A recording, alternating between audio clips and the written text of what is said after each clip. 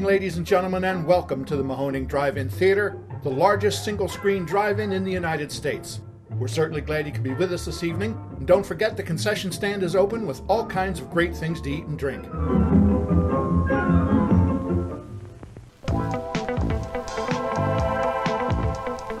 Welcome back to Mahoning Drive-In Radio. This is Mark, General Manager here at the Mahoning Drive-In Theater, and I am joined by everybody's favorite merch tent staffer, Sandy. Sandy, how are you?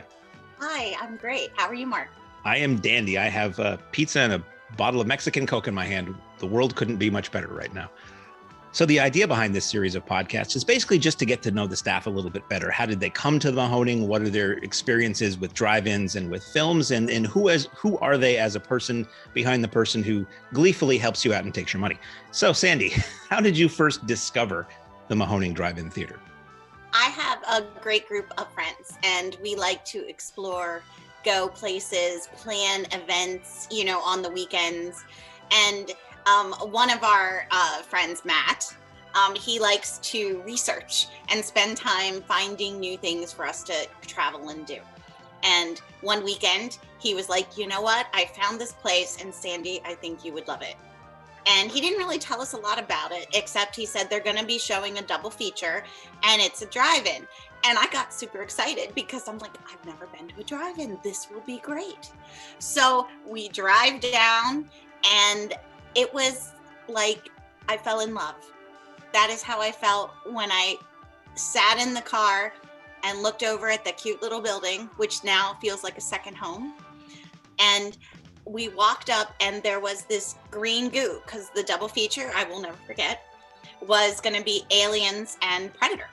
So that would have been about 6 years ago, 5-6 years ago. So we show up, and I see this green goo, and I see these decorations, and literally I got tears in my eyes, and I went, these are my people. And I think that that's kind of how I felt most of the people at the Mahoning that now work there are.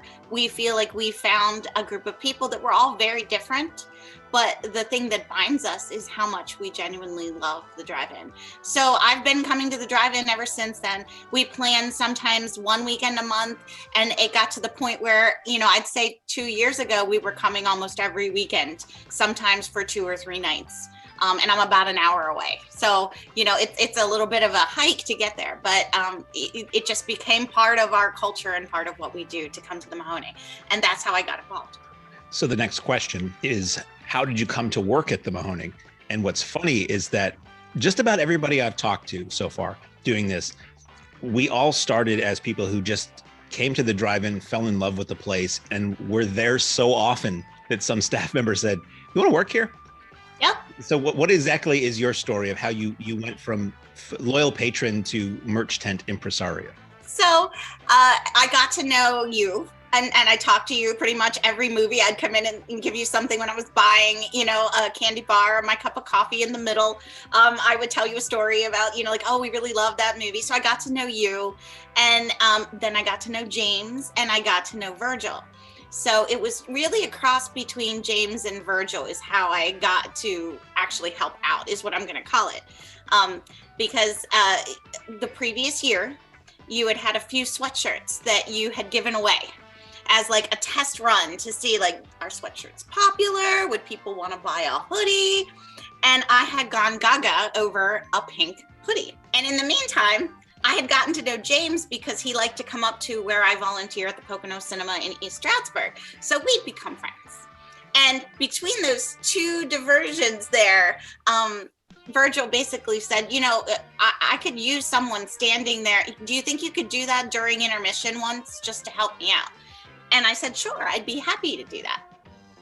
And as the time went on, everybody realized that I do these raffles at the Pocono Cinema. And I'm actually known as the raffle lady, the raffle girl, the girl with the raffle bucket. And it's funny because I have several regulars now who are utterly confused when they see me at the Mahoning, because it took them 2 or 3 times to come up to me to buy something and then go, do I know you? Don't I know you from East Stroudsburg? Because it confused them that I was doing the exact same thing there that I was doing at the Mahoning. So the first night that I came and helped out with the sweatshirts, I had a ball. And then everybody's like, well, you know what? We should put the raffle bucket out there because Sandy does a raffle. And I'm like, sure, I'd be happy to do that. And I'll never forget Jess coming out to me and saying, we want you to come back. Do you think you could come back? And I go, well, sure, I can come back tomorrow. I don't have I was thinking she meant for a day. And she's like, no, we mean permanently. And James comes running out of the building. I don't know where he was. And he goes, no, we mean all the time. And I'm like, sure, I'll volunteer. And it became actually a battle because for like a week, I wouldn't sign my paperwork because I'm like, you don't need to pay me to work here. I'm happy to come out and volunteer. And I just felt extremely valued and wanted. And as the season went on, I really felt like we all kind of grew into like what we enjoyed doing and how we could find something that we're good at that we could bring to the drive-in. And that's kind of how it started last season. We really are sort of an Avengers team at the drive-in. Everybody, as you said, everybody volunteers to do things or just shows up and says, oh, I can do this. And you love it. You love the place so much. You want to see the success so much. You love everybody who works there and the patrons so much that it's barely work most of the time, really. Especially because now I have a whole group of people who I now know that will deliberately come park on the lot early just to be able to talk to me about the movies, about what they want to buy. Did I get another VHS nightlight in? And it became like a whole other group of people that it's not work for me to talk to them. And it's actually part of the joy of it is the group of people that I've gotten to know that are like my regulars, almost like being a waitress and having regulars in a restaurant. It's so funny. And how would you say your experience at the Pocono Cinema crosses over with the drive-in? I mean, is it a similar role you have in both areas? I know you're predominantly merchandise, helping to devise new merch that we have at the drive-in, running the raffles, helping acquire raffle items, all that. At the Pocono Cinema, is it the same or is it a different sort of role? Well, I was a board member for the cinema is a nonprofit. So everyone other than the people, the one manager and the people that work in an hourly basis, they get paid. Everyone else is a volunteer or on the board.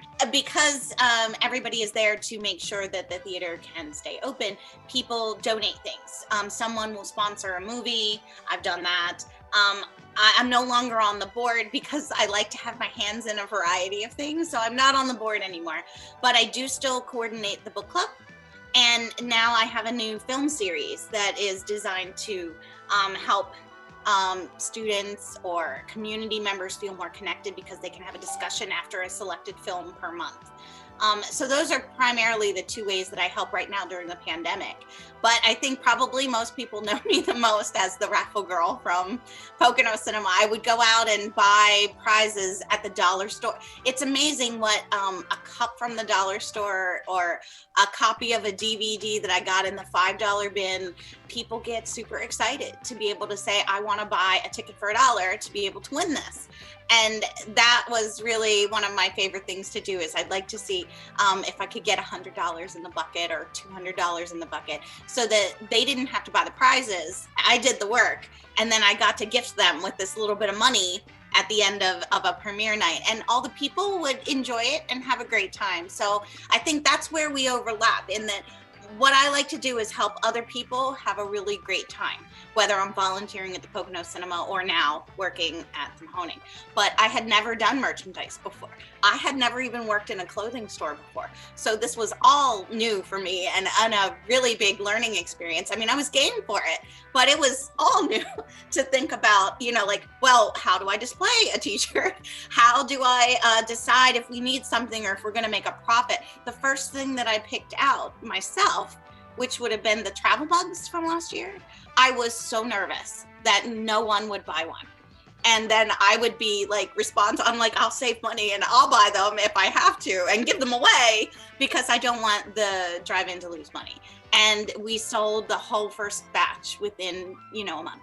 What were the hot sellers this last season? I know there were certain products that we just couldn't keep in stock. Well, always the t-shirt, of course. The t-shirt is the, standard item. Everyone wants a new t-shirt every year. So that goes without saying. The VHS nightlight was a super hot item. That was my high-end $25 item. And it's so unique. I definitely predicted that will be another hot item this year. we also had the travel mugs and regular ceramic coffee mugs. Those were really good sellers. And the mask, interestingly enough. Everyone wanted to be able to rep the Mahoning, even when they weren't at the Mahoning, by wearing a mask. So I thought that was pretty exciting. I couldn't get over that there were some nights where I'd have someone come up and buy literally one of everything. It speaks to the love people have for our organization, but also the quality of the merchandise. It's Chris at Spiral Rewind. Yes. Designed and manufactured a lot of the new merch items we had this year. And the folks at the LVAC do our apparel, I believe. And it's quality stuff. Like, I still have shirts from the first seasons that I still wear all the time that have held up. So this has become an infomercial for the Mahoning Drive-In Theater merch tent. Merchandise. So yeah, and I think that kind of ties into the idea that, at first it was one t-shirt. And I can remember coming for years where there'd be like a black t-shirt and maybe a red t-shirt laying on a table somewhere. And inevitably there would not be my size, but there would be some t-shirt. Now we're at the stage where I'll have a line the first couple of weeks that we're open, where people will want to get the new t-shirt for the year.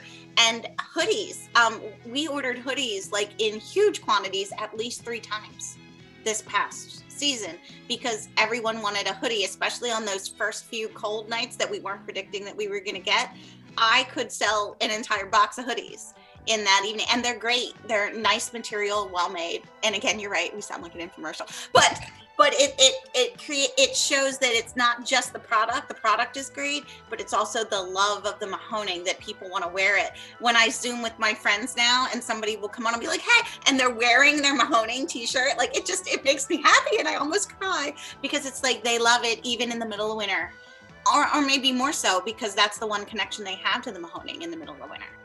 And we're hoping that through this Patreon endeavor and this podcast, it's a way for people to stay in touch with us and to feel like you're still a part of that community and event mindset, even when we can't be open.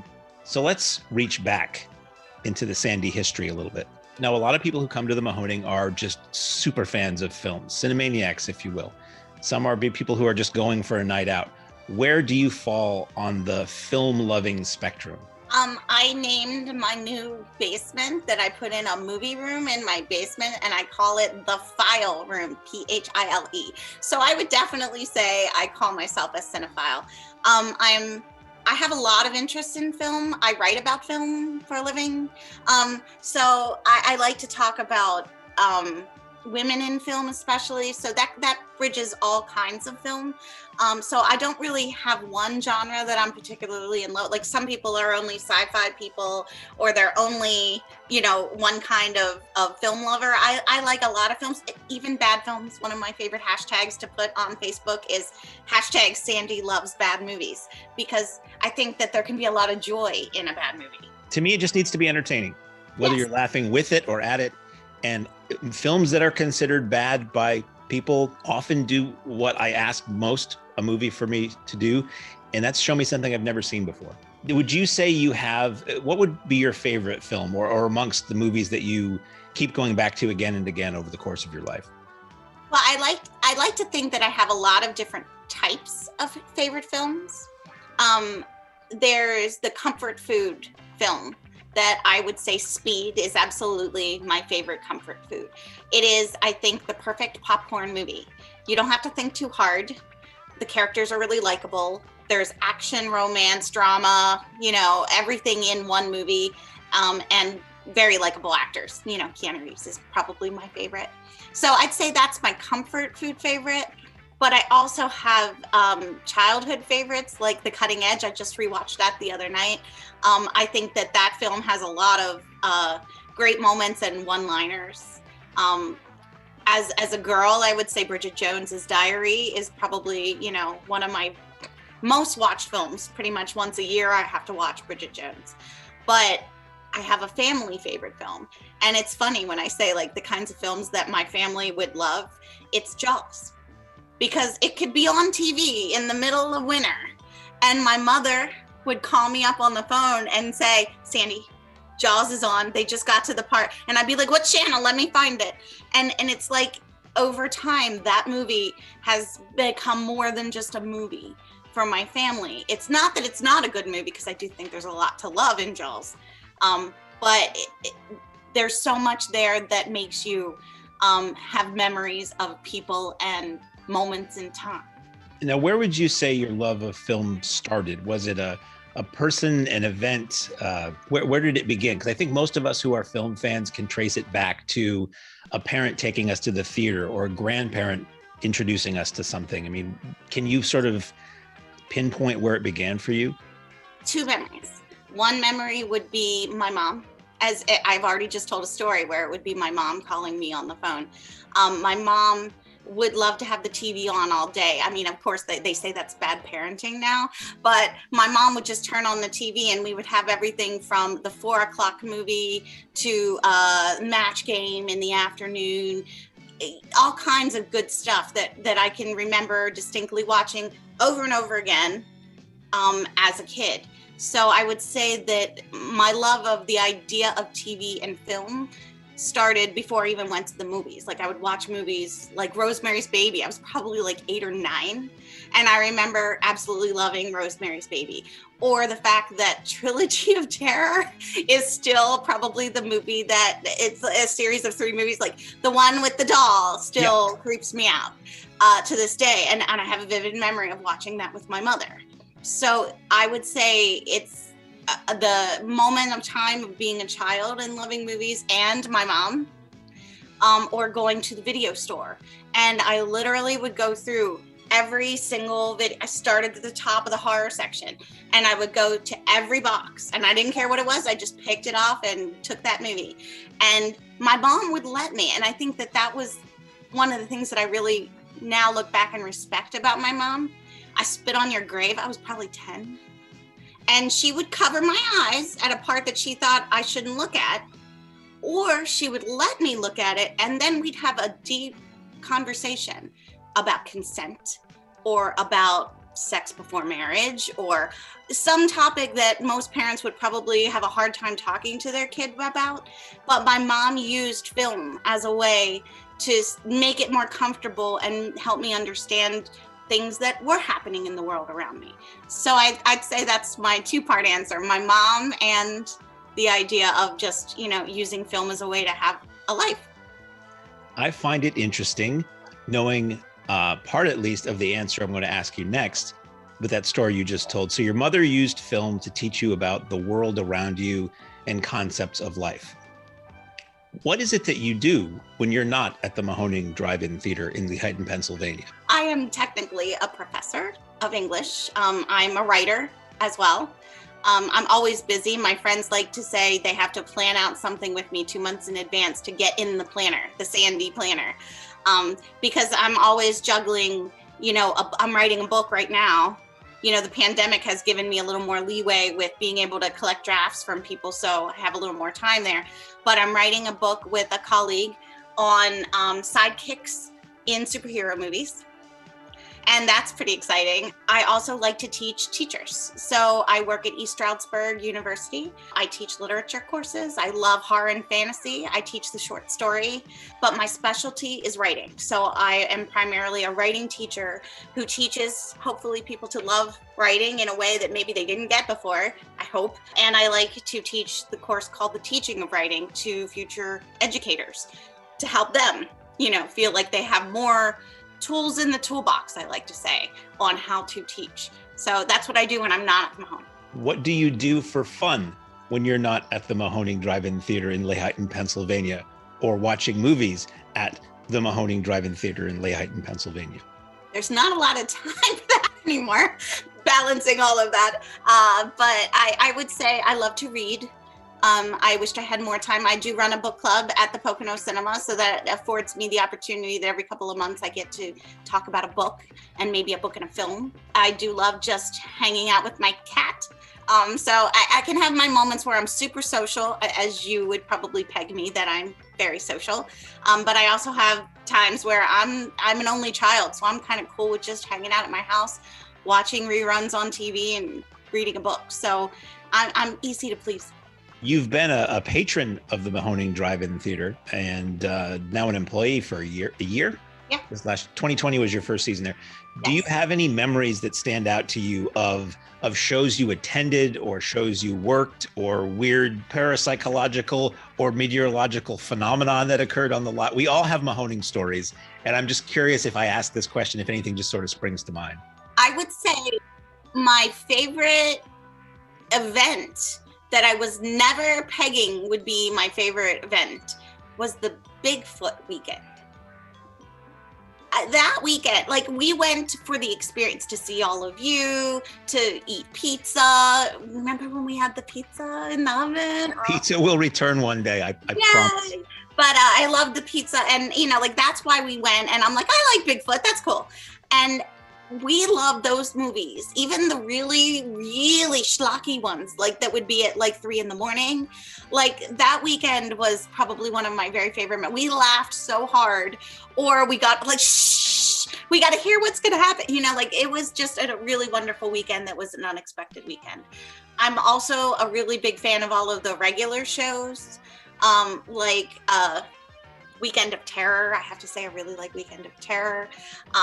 I like a lot of Harry's weekends for Exhumed. I definitely think Camp Blood, all of the slasher, girls running around in a bra and panties in the woods. I always get a kick out of those. So I have to say that those would probably be some of the event weekends are usually my favorite ones.